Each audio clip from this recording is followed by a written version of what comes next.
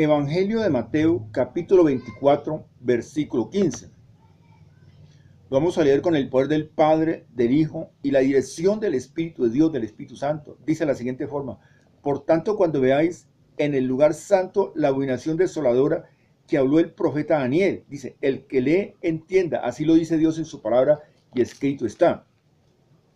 Cuando Dios nos habla a través de su palabra del Evangelio de Mateo, de la abominación desoladora, se está refiriendo a la gran tribulación, porque es en ese momento que ese hombre de pecado, ese gobierno de un solo hombre, entra al templo.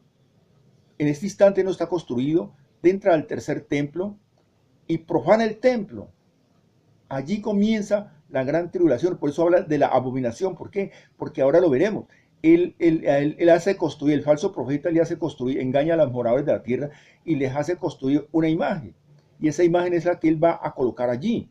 Y él va a profanar ese templo. Y allí es donde comienza esa gran tribulación. Entonces, de la abominación desoladora que habla el profeta Daniel.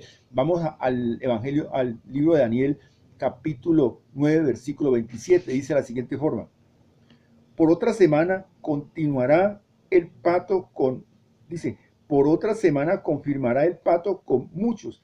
A la mitad de la semana hará cesar el sacrificio y la ofrenda. Allí, en la mitad de la semana, ahí en ese momento es cuando Dios habla a través del profeta de Mateo y nos habla de la abominación desoladora. ¿Por qué? Porque en la mitad de la semana, a los 3 años y medio, él va a entrar a este templo, al tercer templo. Y entonces, ¿qué va a hacer? Lo va a profanar y va a venir esa abominación, porque él va a colocar allí su imagen y se va a hacer pasar como que fuera Dios. Ahora sigue diciendo: después, con la muchedumbre de las abominaciones, vendrá el desolador hasta que venga la consumación, dice la palabra, dice, y lo que está determinado se derrame sobre el desolador. Así lo dice Dios en su palabra y escrito está. Entonces miramos, hermanos, quiero manifestarles como siempre, Dios habla es a la iglesia, Dios no habla al mundo como tal. Siempre lo he manifestado en las primeras cartas de los Corintios 2:14, dice que para el mundo esto es locura. ¿Por qué? Porque ellos no pueden entender esta palabra, porque todas estas cosas se tienen que discernir espiritualmente, y la venida de Cristo es totalmente inminente. En esto estamos viendo la abominación desoladora que hablaba el profeta Daniel. Ahora, miremos que el anticristo, ¿quién es el anticristo? El anticristo es el mismo 666 y la bestia. Dice, el anticristo firmará un tratado con el Estado de Israel por un periodo de 7 años, por una semana, que es la semana 70, que habla la palabra el profeta Daniel. Entonces, los detalles y la naturaleza de este tratado aún para el mundo son desconocidos, pero muchos especialistas, hermanos y hermanas, amigos que están viendo esta enseñanza, que en un intento de asegurar que la paz con los vecinos, con los árabes. ¿Por qué? Porque es que ese gobierno no es un gobierno humano, es un gobierno netamente colocado por el mismo diablo y los demonios lo reprendan. Estamos en la semana 70 y eso ya, perdón, Cristo ha llevado la iglesia, se ha llevado el Espíritu de Dios, y esto queda gobernado simplemente por el mismo diablo y los demonios reprendan. Es un gobierno que está colocado por el mismo diablo, y no reprende. Él ya fue vencido hace más de 2000 años. Él estaba a los pies de Cristo, a los pies de la iglesia, pero la iglesia ya no está aquí en este plano. ¿Por qué? Porque Cristo viene por la iglesia, Cristo no viene por el pueblo de Israel.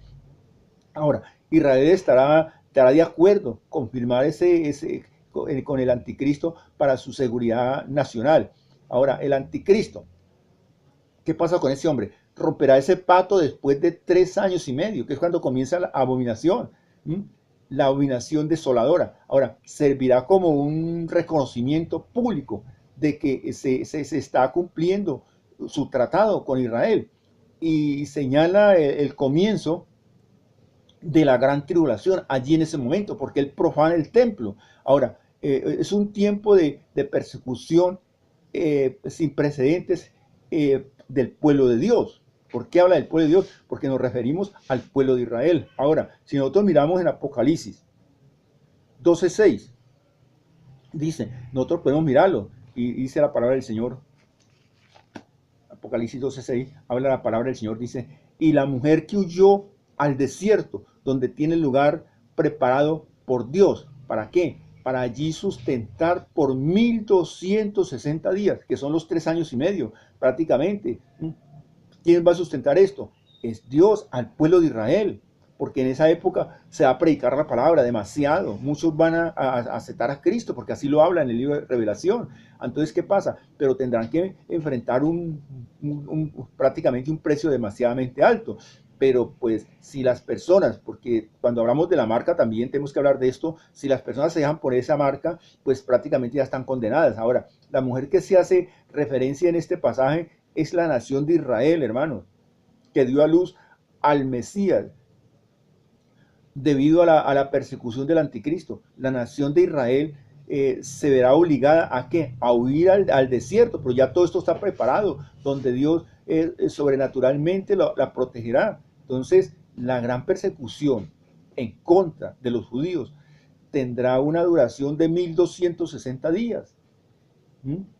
Que es 3 años y medio de los últimos, digamos, es la mitad de la semana que falta, años de la gran tribulación, y ahí se cumple. Entonces ya después vendrá el juicio de las naciones. Yo vuelvo y les digo, hermanos, la venida de Cristo es totalmente inminente, esto está prácticamente a las puertas. Nosotros seremos, perdón, somos esa generación, la última generación, si Dios nos ha mandado a llamar a su presencia, que veremos estas cosas, porque seremos esa generación que nos reuniremos juntamente con Cristo allá en las nubes. Por eso es que dice, siempre hablo de este versículo, segunda de Pedro 3:9, parte B, parte final, que Dios no quiere que nadie se pierda, sino que todos lleguemos al arrepentimiento. Dice Dios en su palabra en el Evangelio de Mateo 10:5 y 6, dice que debemos de ir a buscar esas personas que un día estuvieron allí en la congregación, que hoy no están, que se han apartado. Dios no quiere que la iglesia siga durmiendo, sino que se despierte, y por eso nos manda a orar, a interceder, a doblar rodillas, y esto se consigue doblando rodillas. Bien, amigo, amiga, yo sé que esto ha tocado tu corazón. Yo voy a hacer una oración, simplemente repite conmigo, amén, así sea. ¿Por qué? Porque ese hace parte de uno de los nombres de Jesús el Cristo, lo dice en Apocalipsis 3:14. Repite conmigo, reconozco, Señor, que estoy apartado de ti, hoy me arrepiento de todo corazón, límpiame con la sangre preciosa que tú derramaste en la cruz del Calvario. Reconozco que estuviste muerto en una cruz 3 días, pero que Dios el Padre te levantó entre los muertos, por eso vivo. Abro mi corazón para que tú entres en mí, hagas de mí esa persona que tú quieres que yo sea. Hoy te acepto como mi único y suficiente Salvador. Escribe mi nombre en el libro de la vida. Mira, amigo, amiga, si tú has hecho esta oración, has dado un gran paso, porque Dios dice en su palabra que Él va yendo todos los días los que van a ser salvos a la congregación. Hoy te ha tocado ese turno a ti, a la iglesia. Entonces coloca tu nombre allí, yo quiero orar por ti, no desplaces tu cursor hacia abajo, cualquier comentario, hazlo a través de las redes sociales. Te ha hablado un servidor en Cristo, Milciades Gómez, que las bendiciones de nuestro Señor Jesucristo lleguen hasta con usted donde quiera que se encuentre. Amén.